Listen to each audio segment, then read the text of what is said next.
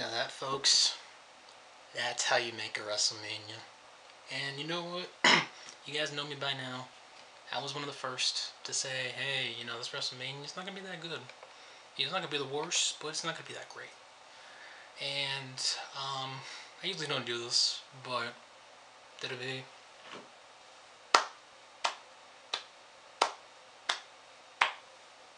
Thank you for proving me wrong. Usually I don't like being proven wrong, but tonight, WrestleMania 31 was a pretty damn good show.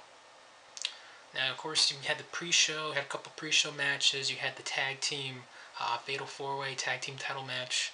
Cesaro and Kid won.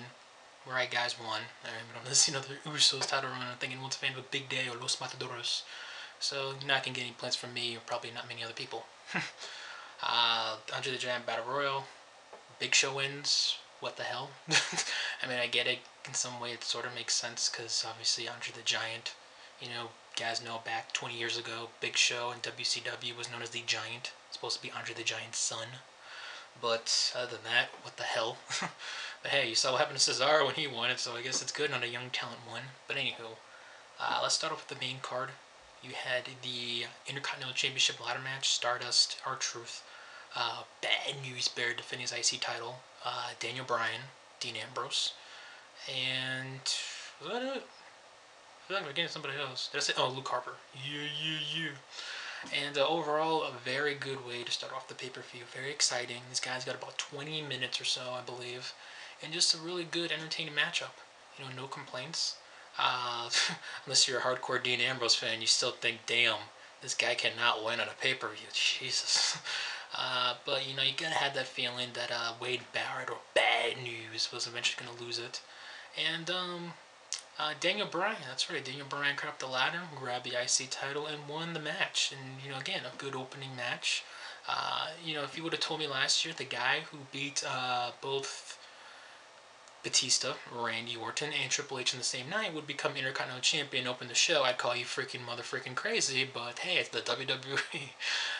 But no, congratulations Daniel Bryan. I know that he's always been a fan of the IC title, so, congrats to him.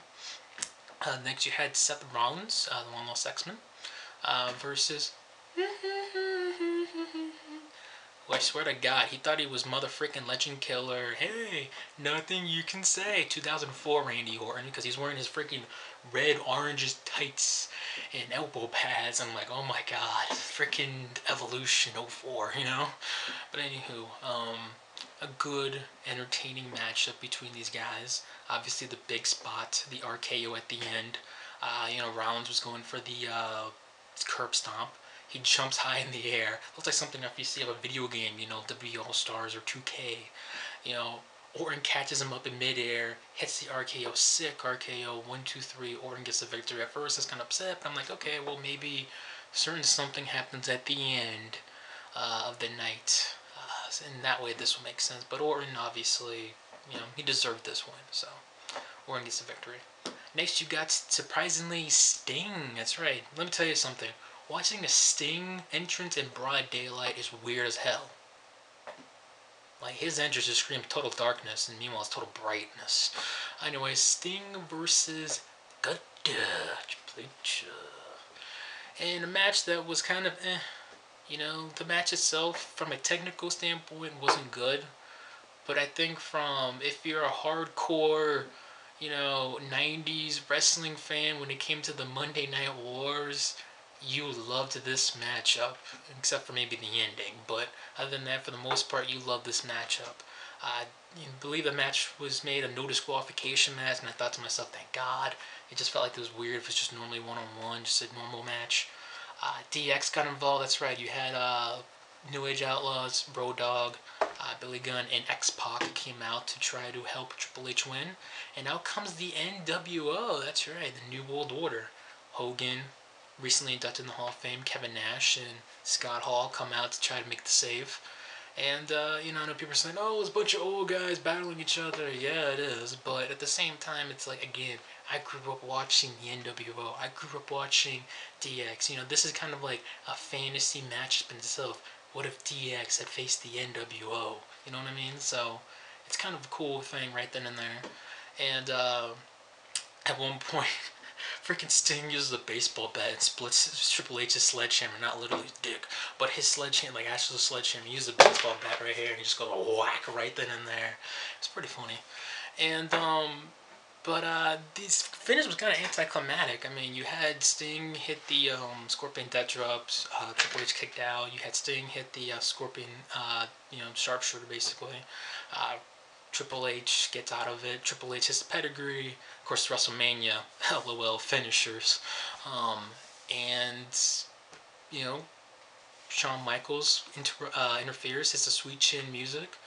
And several minutes go by, and Triple H hits the sledgehammer and knocks Sting over 1, 2, 3. And I'm thinking, wow, I was stunned. Not last year's streak ending by Bork Laser stunned. I'm talking about just plain out stunned. And it was I kind of laughed and I was kind of in shock at the same time. Like I found it funny and shocking, because WWE has been making Sting look like $1,000,000 ever since he came back.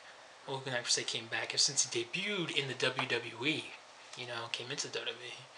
So him losing, it was like, wow, that's interesting, So after the match, both guys shook hands, and just an interesting, again, like a fantasy matchup type of deal. That it was just a fun match to watch overall. Just cool overall. Anyways, so what else do we have tonight? Goddamn, what am I forgetting? The Divas matchup. Okay. Tag team match, player. A tag team Divas match between the Bella Twins, Nikki Bella, Big Titty Wonder Woman Bella, and Brie Bella, versus the Crumpet Page and the 13-year-old Miss April Brooks, AJ Lee. And, so much for a hashtag Give Divas a Chance, huh? You think, okay, it's a 4-hour show. They'll give the Divas at least maybe 10 minutes or so, 10, 11 minutes. No, they gave them like 4 or 5. So, that was kind of But the Divas tag team match, it probably could have been better. Maybe if it was, again, a fatal 4-way for the Divas Championship. But, WWE's logic. Let's not have the woman who's making her WrestleMania debut, who's been working her ass off the last year or so. Let's give it to the 13-year-old who's been freaking vacationing the last several months until, like, I don't know, a few weeks ago. Let's have AJ Brooks freaking make Nikki Bella tap out. Okay. So yeah, AJ and Paige win. It's whatever. Next. So then you have comes out in a tank. I kid you not. He comes out. By the way, I forgot to mention too that Triple H God came out as the Terminator. Obviously promoting Terminator Genesis coming out this year, and I'm telling you, God always gets the sickest entrances. But anyways. Back to Rusev versus Cena. Rusev comes out. Lana's back. Lana. Thank God. So Rusev literally comes out of the tank. He comes out with a cool entrance. And then John Cena comes out to this video package of 2 minutes basically praising America, USA. And I was expecting fighter jets and freaking troops walking down to the ring with John Cena. But no, that was not the case, surprisingly enough. Cena just comes out to his regular entrance and the crowd's saying, John Cena, what's up? It's pretty loud. It's pretty interesting.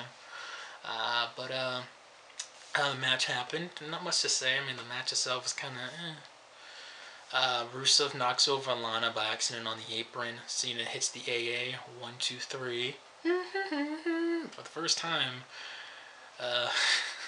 since I believe WrestleMania 20, John Cena has won the United States Championship at WrestleMania. So, I know Michael Cole mentioned that. By the way, speaking of Michael Cole, oh my God. Dumbass of the year. I said it on Twitter. Follow me on Twitter. Link down in the description box. The Bella Twins have been twins for most of their lives. Oh my God. Anyways, so John Cena becomes United States Champion, and again, if you would have told me after last year that both Daniel Bryan and John Cena would hold the mid-card belt, I'd call you motherfucking crazy. Okay, just letting you know that. I mean, well, just eventing. The logic in that is just, oof. So then we have a little segment. Triple H and Stephanie come out. They talk about the attendance. Of course, earlier you had the Hall of Famers come out too, but right then and there you had them talking about the attendance, and they're about to kiss, whatever. If you smell, John, The Rock comes out, And I'm thinking, okay, maybe they're building up for Rock versus Triple H WrestleMania 32. And if we're going to say, oh, old part-timers, I don't care. I am down for that. Rock and Triple H one more time at WrestleMania. Do it. So, they start talking smack with one of each other. Rock gives us classic funny-ass lines. Stephanie slaps him in the face. And then she basically tries to kick Rock out of the ring. Rock gets out of the apron, looks around, looks at his buddy, his fellow co-star in the Fast Furious 7, And Ronda Rousey is there. Of course, she's a big WWE fan. She comes into the ring with The Rock. And, Rock starts laying the smackdown on Triple H. Ronda Rousey hits an armbar drag on Triple H. That was gold. And then she's about to do it to freaking Stephanie, and then she lets her go. And I'm thinking, okay, they could do several things here. They could obviously do Rock versus Triple H separate, Ronda Rousey versus Stephanie separate next year, or they could do a mixed tag team match. They could do Rock and Rousey versus, God and the Queen of Queens. By the way, Shane Mac chant was going on during this segment. Thank you. I know it was long, and I know it's filler, but you know what? It was worth it. Thank you, WWE, for that segment. That was grand. That was great. So then we had The Undertaker versus Bray Wyatt. And The Undertaker actually looked in shape. He looked in good condition, compared to last several years of WrestleMania, especially last year. Taker looked rough last year. Even before the match even started, he looked rough. In this match, was it slow as hell? Yeah, but you guys gotta remember, Taker has taken so many bumps throughout his career. The man is almost 50 years old. Think of all the Hell in a Cell matches, all the Buried Alive matches. Think of all the crazy-ass matches Taker's had throughout his career. And, Bray Wyatt did alright. He looked fine for what it was. A couple tombstones. Had a few, I think he had one Sister Abigail in there. Hell's Gate and company. But Taker gets the victory over Bray Wyatt. Don't know what Bray Wyatt's going to do now. You build him up for the last several months to face Taker. He loses Taker, but, nonetheless, I guess this is some way kind of Taker's redemption from last year, from his poor showing, because obviously having concussion and just getting brutalized by Brock Lesnar. And that leads to our main event, folks. Brock Lesnar versus Roman Reigns. Make it Reigns' face comes from my cock fist straight up the ass, baby girl. Yeah, play that. Oh, God. In the main event for the WWE World Heavyweight Championship. And overall, the match itself was, for the most part, believe it or not, it was kind of like a squash match. Lesnar just freaking 10 suplexes to one Roman Reigns. And I kid you not, Roman maybe got a few offensive moves, including one that he tossed Brock Lesnar to the ring post, busted Lesnar open. Good to see blood again in the main event at WrestleMania. I haven't seen that in quite some time. Anywho, these guys are battling left and right, and Roman starts hitting his 3 Superman punches, and I'm going, oh shit, this motherfucker's gonna win. And then out comes Seth Rollins and his music, and I'm going, oh shit, there's no way, no freaking way. And he comes down to the ring, catches in his briefcase, matches right there, makes it a triple threat match. Rollins hits the curb stomp on Lesnar. I believe at this point, I think Rollins tossed Reigns on the outside, and I think Rollins was going for another curb stomp. I'm like, just pin Lesnar, you idiot! Just freaking pin Lesnar! He's about to hit another curb stomp. He's about to get hit in the F5. Reigns comes in, hits a Superman spear, knocks down Lesnar, and then Rollins hits the curb stomp on Reigns, pins Reigns. 1, 2, 3, crowd goes apeshit crazy, and your winner and new WWE World Heavyweight Champion, no, not Roman Reigns, Seth Rollins. And I'm thinking, yes, thank you, WWE. Thank you for putting on a good show. And even if Roman Reigns had won, yeah, the ending would have been sour, but you know what, I still would have said overall it was a good, entertaining show. This just made it that much good, because you establish new stars, and I know people were kind of disappointed, like, oh, Ambrose didn't win, oh, Rusev didn't win, oh, Rollins didn't beat Orton, you had Bray didn't beat Undertaker, you didn't build any stars, but you did build up one star, a guy who actually has talent, a guy who's not that bad on the mic, a guy that can work well in the motherfucking ring, and a guy that the fans can get behind him, whether he's a heel or whether he's a face, like Seth Rollins.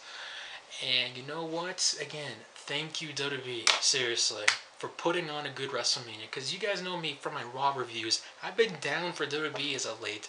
I can't wait to see Monday Night Raw tomorrow night. That's the first time I've said that in I don't know, God knows how long.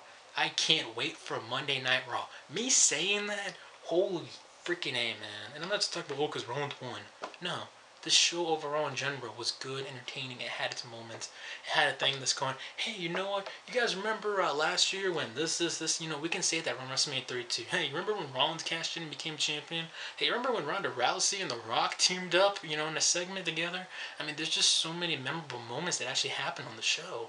And that's what WrestleMania is about, making moments. So, what you guys think about WrestleMania? I enjoyed it. I digress. Peace.